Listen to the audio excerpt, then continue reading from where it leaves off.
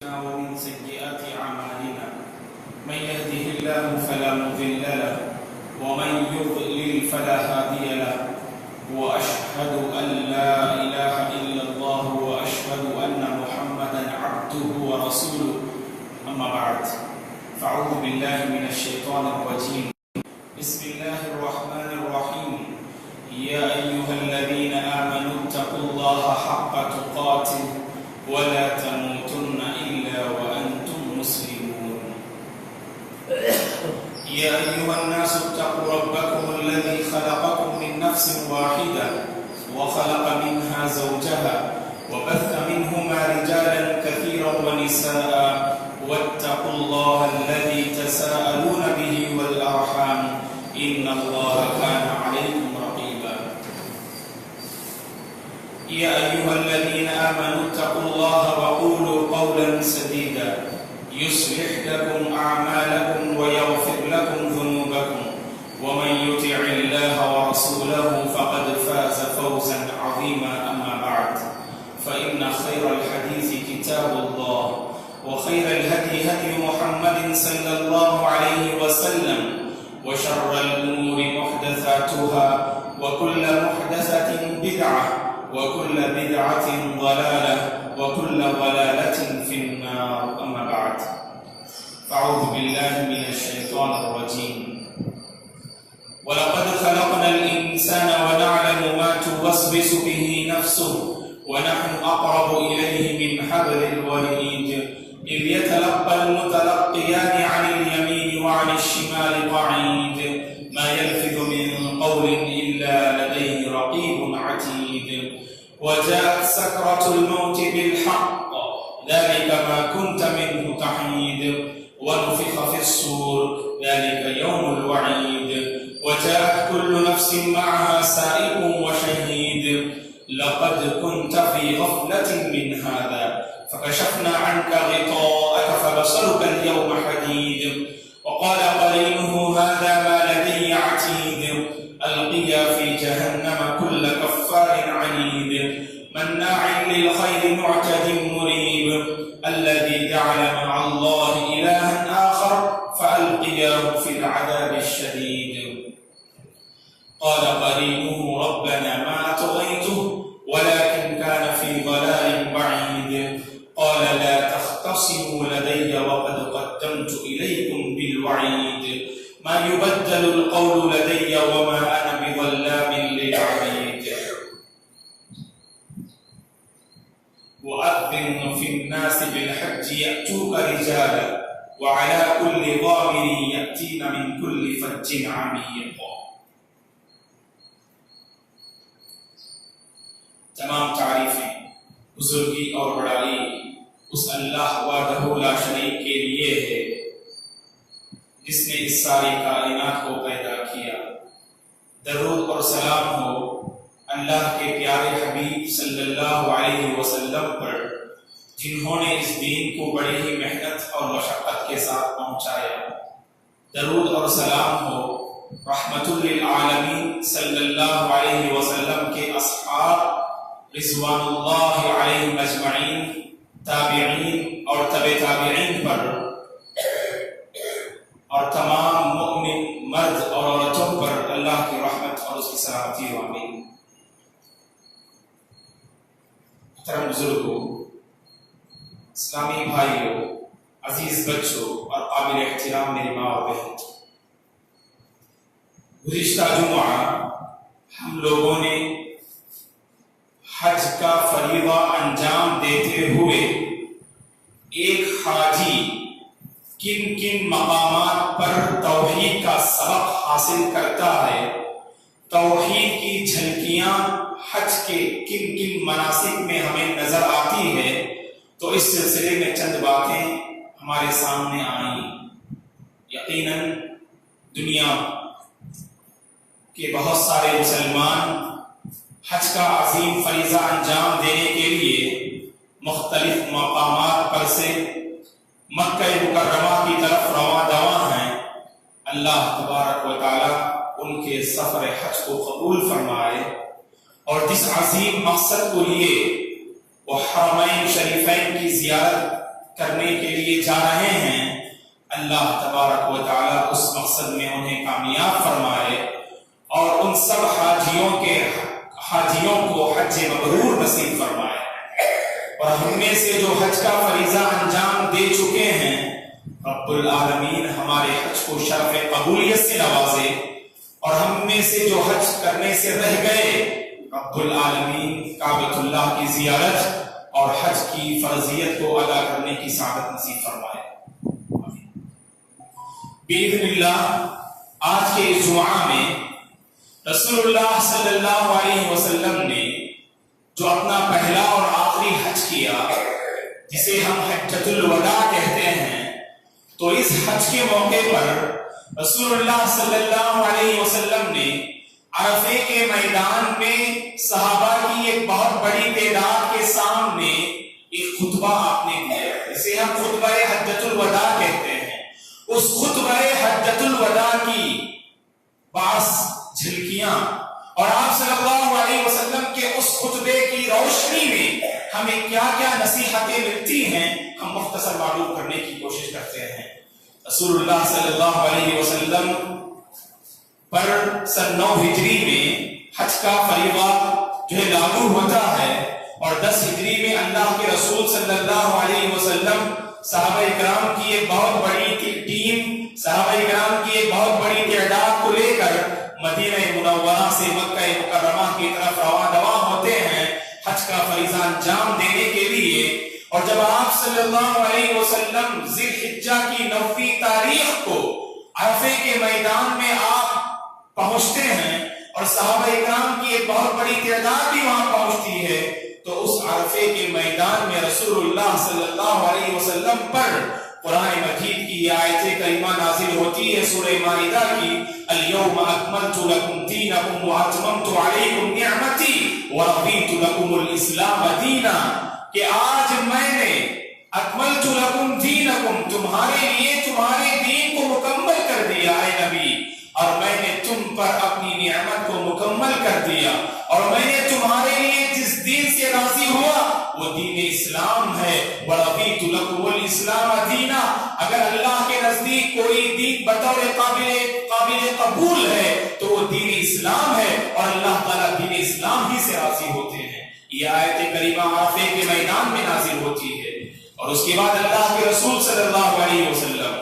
عرفے کے میدان میں جو پہاڑ ہے جسے جبل الرحمہ کہا جاتا ہے، جبل الرحمہ کے پاس آپ کھڑے ہوتے ہیں صلی اللہ علیہ وسلم، اور صحابہ کی ایک بہت بڑی تعداد آپ کے سامنے ہوتی ہے۔ آپ نے اس موقع پر فرمایا کہ لا ادری لعلی لا القاكم بعد عامی هذا فی موقفی هذا۔ آپ صلی اللہ علیہ وسلم نے اپنے صحابہ سے کہا کہ مجھے معلوم نہیں، شاید میں تم سے اس کے بعد ملاقات نہ کر سکوں، اس سال کے بعد میں تم سے ملاقات نہ کر سکوں، اس مقام پر شاید کہ اس مقام پر میری تم سے یہ آخری ملاقات ہو، یہ اللہ کے رسول صلی اللہ علیہ وسلم نے فرمایا۔ اور اس کے بعد آپ نے صحابہ اکرام سے مخاطب ہو کر دین اسلام کی بنیادی اور اہم تعلیمات کا آپ نے ان کے سامنے تذکرہ کیا، اور ہر ایک حکم اور ہر ایک تعلیم کو ذکر کرنے کے بعد آپ نے صحابہ اکرام سے سوال کیا کہ الا هل بلغت، کہ سن لو کیا میں نے اس تعلیم کو پہنچا دیا؟ تو سارے صحابہ نے ایک آواز ہو کر کہا ہاں اللہ کے رسول، آپ نے اس تعلیم کو ہم تک پہنچا دیا۔ تو آپ نے فرمایا اللہم فاشہد، اے پروردگار تو گواہ ہے کہ تیرے دین کی امانت کو میں نے تیرے بندوں تک پہنچا دیا۔ یہ اللہ کے رسول صلی اللہ علیہ وسلم نے عرفے کے میدان میں حجۃ الوداع کے موقع پر آپ نے فرمایا تھا۔ آپ نے بہت ساری تعلیمات دی اپنے صحابہ کو اس موقع پر، لیکن ان میں سے چند اہم تعلیم کو اس جمعہ میں ہم معلوم کرنے کی کوشش کرتے ہیں۔ رسول اللہ صلی اللہ علیہ وسلم نے اس خطبے میں اپنی امت کو شرک سے آگاہ فرمایا۔ سب سے پہلے آپ نے اپنی امت کو شرک سے آگاہ فرمایا، اس لیے کہ دوستو ہم جانتے ہیں اگر کسی انسان کی زندگی میں شرک کی گندگی اگر آ جائے، شرک کی آلودگی اگر اس کی زندگی میں اگر نظر آ جائے تو ایسے بندے کا کامیاب ہونا ناممکن ہے۔ اسی لیے اللہ تعالیٰ نے ہر زمانے میں اللہ تعالیٰ نے پیغمبروں کو بھیجا، رسولوں کو بھیجا، ڈرانے والوں کو اس لیے بھیجا تاکہ وہ اپنی قوم والوں کو شرک سے آگاہ کریں. اللہ تعالیٰ کی وحدانیت لوگوں کی زندگی میں لے آنے کے لیے اللہ تعالیٰ نے ہر زمانے میں ایک ڈرانے والے کو بھیجا. وَإِن مِّن أُمَّةٍ إِلَّا خَلَا فِيهَا نَذِيرٌ کہ اللہ تعالیٰ نے ہر قوم میں ایک ڈرانے والے اور آگاہ کرنے والے کو بھیجا. یہ انبیاء جن کے بارے میں اللہ نے نذیر کہا, ڈرانے والے, کس چیز سے ڈرایا کرتے تھے؟ انبیاء اکرام علیہ الصلوۃ والسلام اپنی قوم کو شرک سے ڈراتے اور شرک سے باز رکھنے کی ہر ممکن کوشش کیا کرتے تھے. اسی لیے ہمیں مانگنا چاہیے اللہ تعالیٰ سے کہ ہماری زندگی میں خالص توحید آ جائے, ہم اللہ تبارک و تعالیٰ کے موحد بندے بن جائیں اور زندگی کے کسی بھی حصے میں اور زندگی کے کسی بھی پہلو میں ہماری زندگی میں نہ اپنی زبان سے, نہ ہماری اپنی حرکت سے, نہ ہماری اپنی ادا سے شرک کی کوئی بو یا شرک کی کوئی بھی حرکت ہماری زندگی میں نظر آئے تو اس سلسلے میں ہمیں اللہ تبارک و تعالیٰ سے مانگنا چاہیے. تو سب سے پہلے آپ صلی اللہ علیہ وسلم نے خطبہ حجۃ الوداع میں رسول اللہ صلی اللہ علیہ وسلم نے اپنی امت کو شرک سے آگاہ فرمایا, اور اسی لیے ہم میں سے ہر ایک کو شرک سے باز رہنے کی ہر ممکن کوشش کرنی چاہیے اور اللہ تعالیٰ سے توفیق بھی مانگنی چاہیے دوستو. اور وہیں پر آپ نے اس کے بعد فرمایا صلی اللہ علیہ وسلم نے اس خطبے میں, ان دماءکم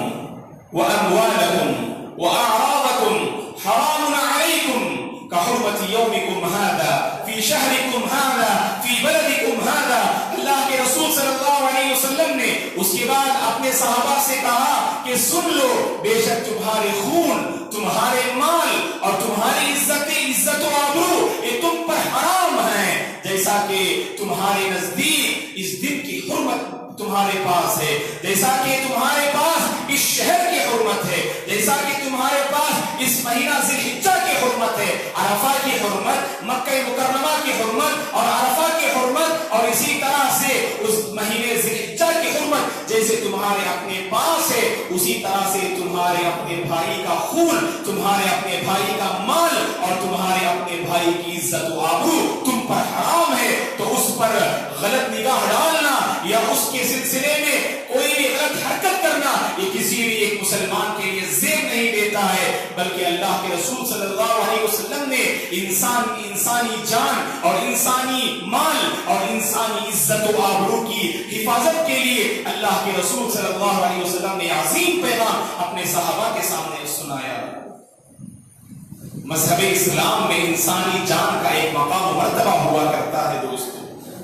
انسانی جان کا مقام و مرتبہ ہے, انسانی زندگی کی اللہ کے پاس قدر و منزلت ہے. لہذا ہر انسان کو چاہیے کہ اپنے دوسرے انسان کی زندگی اور اس کی حیات اور اس کی جان کے سلسلے میں اسے پرواہ ہونا چاہیے, اسے لاپرواہ نہیں ہونا چاہیے. کسی انسان کی زندگی, کسی انسان کی جان کے لیے خطرہ ہے, آپ اس کی مدد کر سکتے ہیں, اس کی جان کے تحفظ میں آپ کا کردار ہو سکتا ہے, تو آپ کو چاہیے کہ آگے بڑھیں اور اس انسانی جان کے تحفظ میں آپ کا ایک نمایاں کردار ہونا چاہیے. اور کہیں ایسا نہ ہو ہماری کوئی غلط حرکت اور ہماری کوئی بری عادت کی وجہ سے ہم کسی دوسرے انسان کی جان کے لیے خطرے کا باعث بن جائیں, اور مذہب اسلام اسے کبھی برداشت نہیں کرتا ہے دوستو. اس لیے کہ اللہ کے پاس انسانی جان اور انسانی مال اور انسانی عزت کی منزلت ہوتی ہے اور انسانی عزت کا مقام مرتبہ ہوتا ہے. اسی لیے اللہ تعالیٰ نے انسانی جان کے تحفظ کے لیے قصاص کا حکم دیا.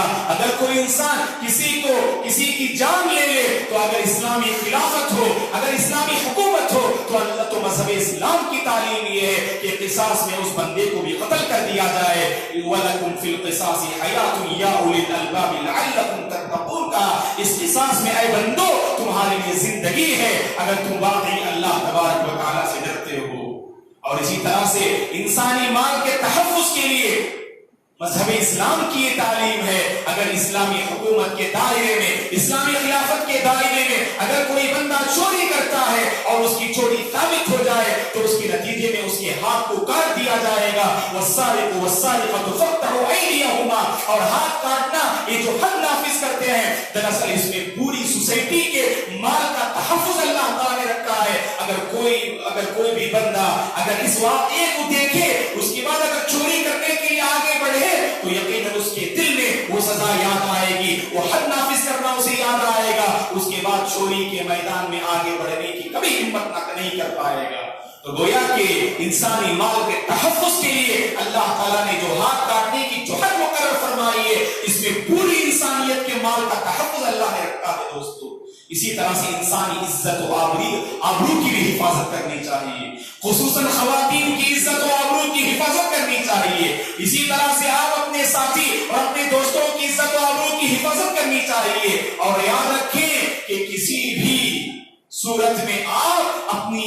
اپنے ساتھی اور اپنے دوست کی عزت کے ساتھ کھلواڑ کرنے والے ہم نہ بنیں, بلکہ اس کی عزت کی حفاظت کرنے والے ہم بننی چاہیے. اسی طرح سے سوسائٹی کی جو خواتین ہیں, جو لڑکیاں ہیں, تو ان کی عزت و آبرو کی حفاظت کرنا یہ ہر ایک مسلمان کی ذمہ داری ہے. اسی لیے مذہب اسلام کی یہ تعلیم ہے کہ اگر کوئی عورت کی عزت کے در پہ آئے اور اس کے نتیجے میں اس سے زنا کا کام اگر سرزد ہو جائے تو مذہب اسلام کی یہ تعلیم ہے کہ اگر وہ غیر شادی شدہ ہے تو اس پر 100 کوڑے اس پر جو برسائے جائیں گے. اگر وہ شادی شدہ ہے تو اسے رجم کر کے اس کو ختم کر دیا جائے گا. اور دراصل اس میں انسانی عزت و آبرو کا بقا اور انسانی عزت و آبرو کا تحفظ اللہ نے رکھا ہے دوستو. الزانی والزانیۃ لا ينكح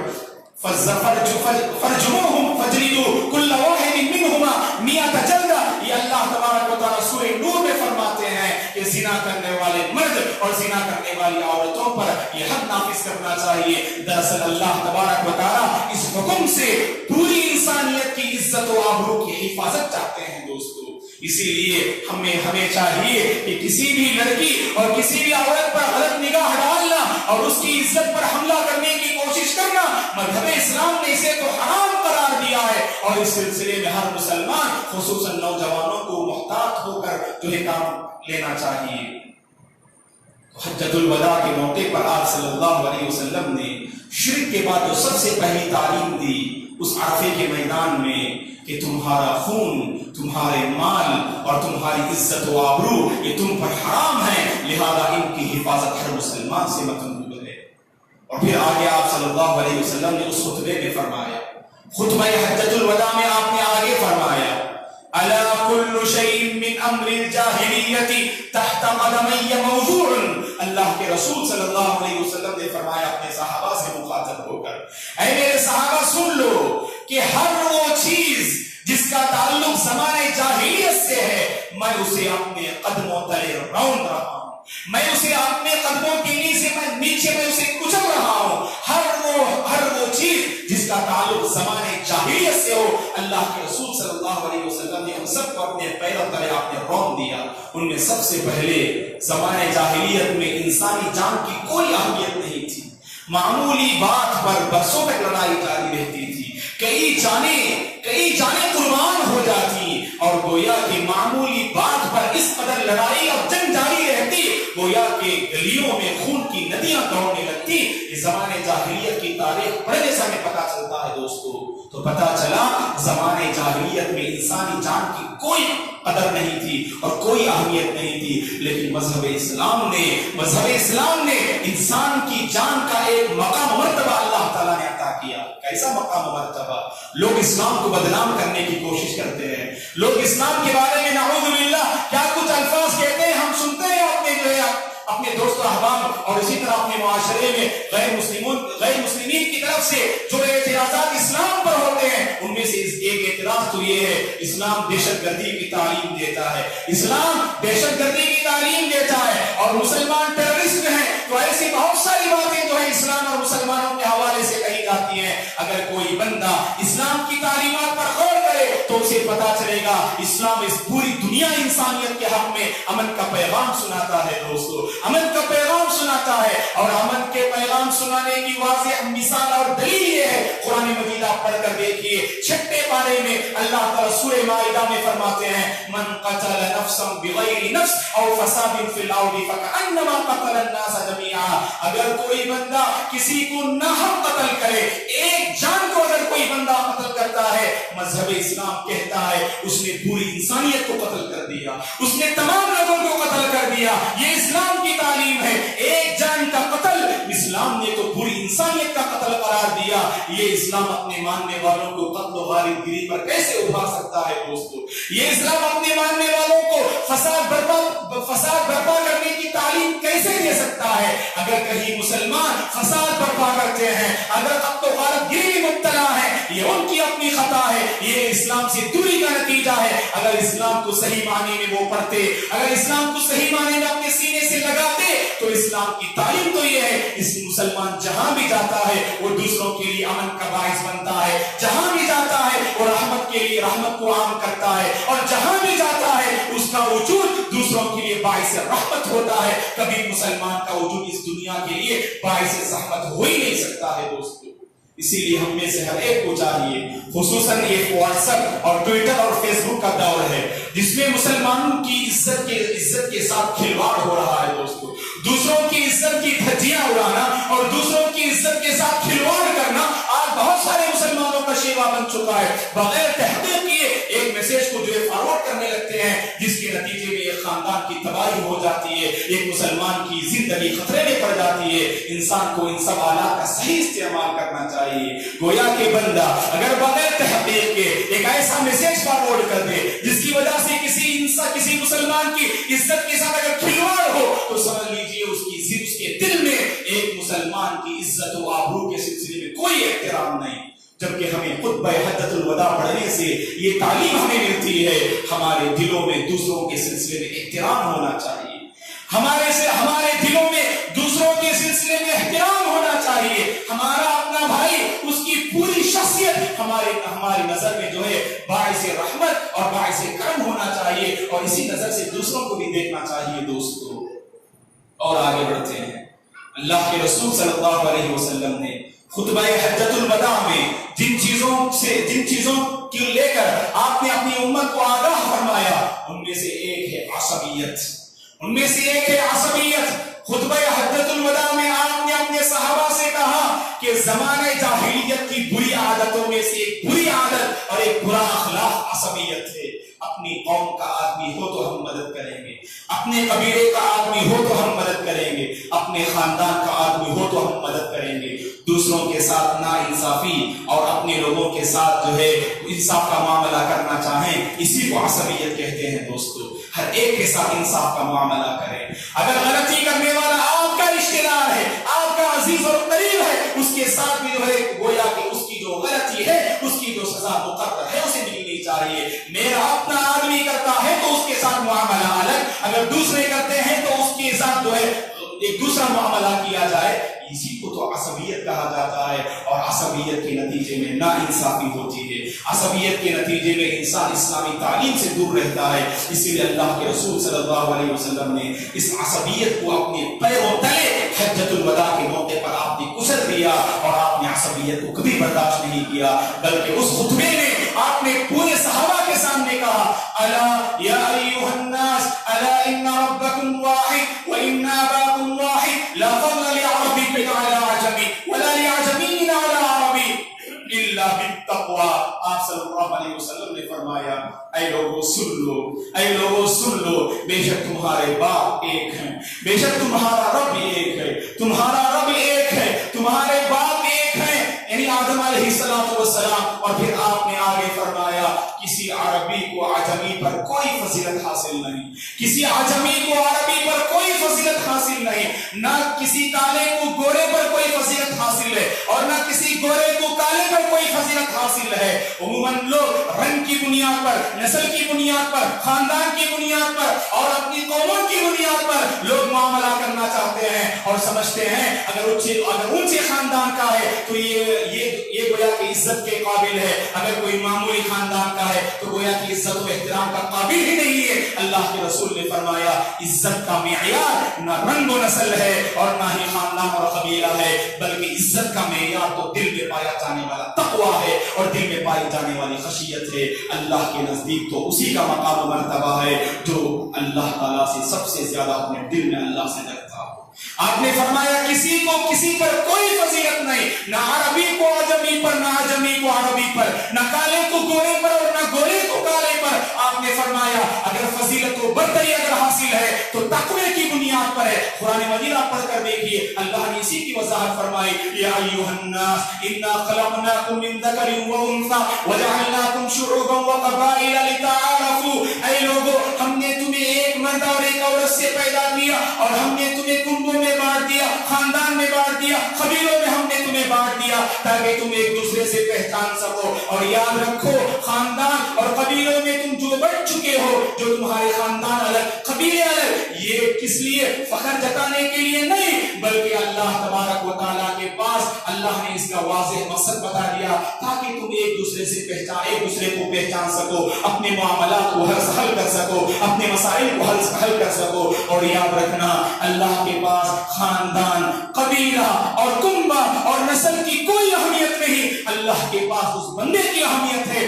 جس کے دل میں حقیقی معنی میں اللہ کا ڈر ہوتا ہے۔ ان اکرمکم عند اللہ اتقاکم، بے شک تم میں سب سے محترم تو وہ ہے اور عزت کے قابل تو وہ ہے اللہ کے پاس جو تم میں سب سے زیادہ اللہ سے ڈرتا ہو۔ تو اسی لیے دوستو، اگر ہمارے دلوں میں عصبیت ہے، اگر ہمارے دلوں میں عصبیت ہے تو اسے کچل ڈالنا چاہیے۔ آپ نے اپنے صحابہ کو کتنی واضح تعلیم دی، آپ نے الفاظ کے ذریعے سے بھی عصبیت کو برداشت نہیں کیا۔ آپ نے اگر کوئی بندہ اپنے الفاظ کے ذریعے سے اگر عصبیت کی بو اگر اس کے الفاظ میں نظر آئے، اللہ کے رسول نے اسے بھی برداشت نہیں کیا۔ ایک مرتبہ ابو ذر الغفاری رضی اللہ عنہ، آپ نے ایک آدمی کے سلسلے میں کہا، یبن السودا، اے کالی عورت کے بیٹے، اے کالی عورت کے بیٹے۔ یہ ابو ذر الغفاری رضی اللہ عنہ نے ایک شخص سے کہا تو اللہ کے رسول صلی اللہ علیہ وسلم کا چہرہ اس کلمے کو سن کر بدل جاتا ہے اور آپ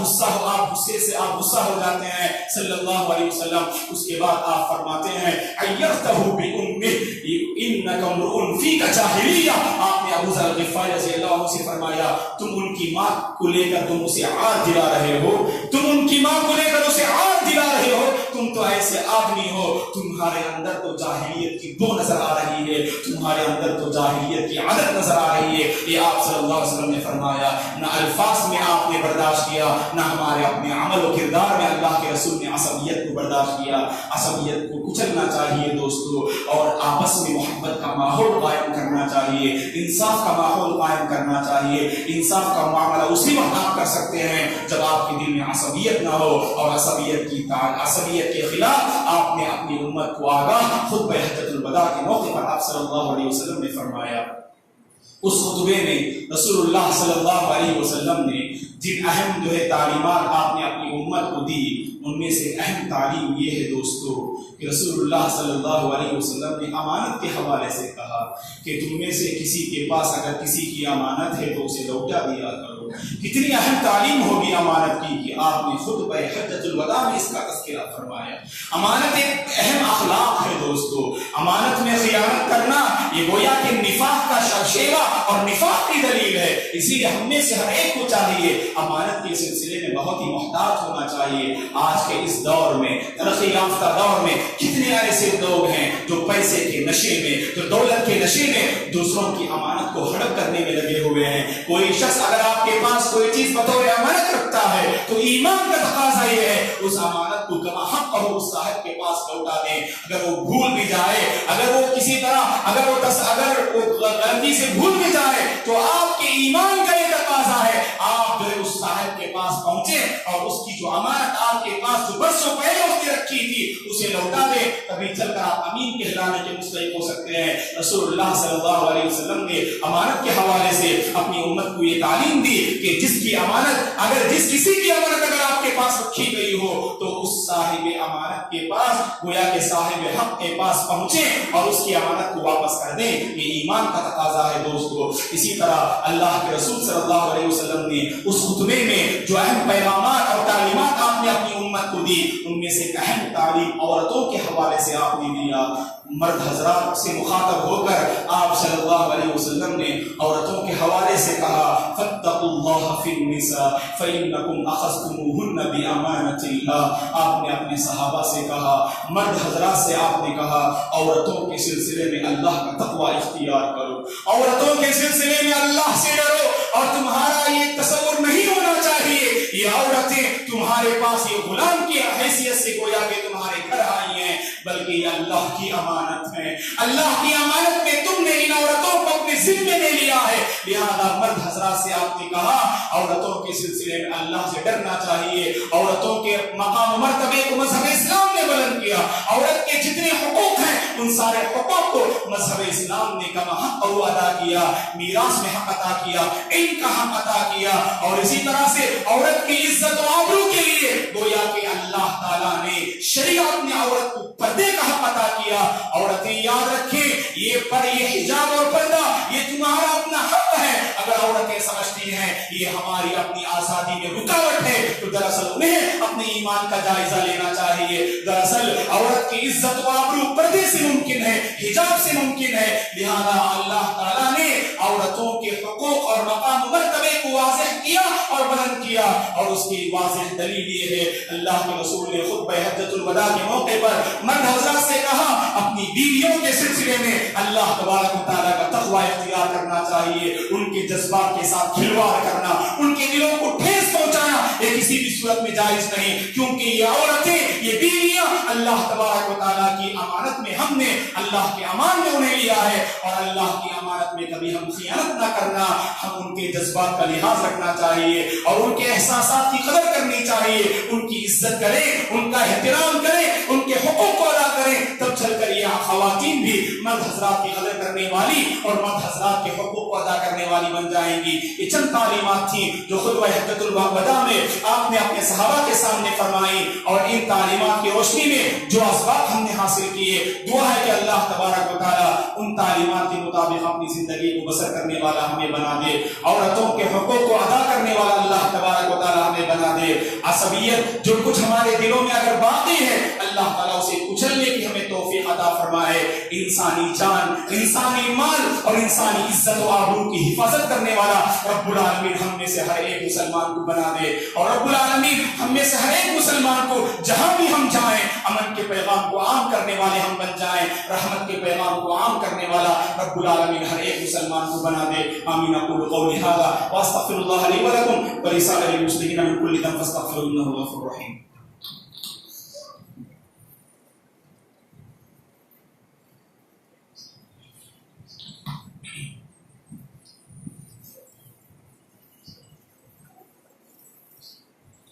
إن الحمد لله نحمده ونستعينه ونستغفره ونعوذ بالله من شرور أنفسنا ومن سيئات أعمالنا, من يهده الله فلا مضل له ومن يضلل فلا هادي له, وأشهد أن لا إله إلا الله وأشهد أن محمدا عبده ورسوله. أما بعد فأعوذ بالله من الشيطان الرجيم. بسم الله الرحمن الرحيم. إن الله وملائكته يصلون على النبي يا أيها الذين آمنوا صلوا عليه وسلموا تسليما. اللهم صل على محمد وعلى آل محمد كما صليت على إبراهيم وعلى آل إبراهيم إنك حميد مجيد. اللهم بارك على محمد وعلى آل محمد كما باركت على إبراهيم وعلى آل إبراهيم إنك حميد مجيد. اللهم أعز الإسلام والمسلمين وأذل الشرك والمشركين. ربنا لا تزغ قلوبنا بعد إذ هديتنا وهب لنا من لدنك رحمة إنك أنت الوهاب. اللهم آت نفوسنا تقواها وزكها أنت خير من زكاها أنت وليها ومولاها. اللهم أرنا الحق حقا وارزقنا اتباعه وأرنا الباطل باطلا وارزقنا اجتنابه. اللهم اشف مرضانا ومرضى المسلمين. اللهم ارحم موتانا وموتى المسلمين. اللهم أصلح أحوال المسلمين في كل مكان يا رب العالمين. اللهم اكفنا بحلالك وحرامك وأغننا بفضلك عمن سواك. اللهم إنا نسألك علما نافعا ورزقا واسعا وشفاء من كل داء وعملا متقبلا. اللهم لا تدع لنا ذنبا إلا غفرته ولا هما إلا فرجته ولا دينا إلا قضيته ولا مريضا إلا شفيته ولا حاجة من حوائج الدنيا والآخرة إلا قضيتها يا أكرم الأكرمين. اللهم إنا نسألك الهدى والتقى والعفاف والغنى. عباد الله رحمني ورحمكم الله، فاعوذ بالله من الشيطان الرجيم. إن الله يأمر بالعدل والإحسان وإيتاء ذي القربى وينهى عن الفحشاء والمنكر والبغي يعظكم لعلكم تذكرون. اذكروا الله العظيم يذكركم، ولذكر الله تعالى أكبر، والله يعلم ما تصنعون.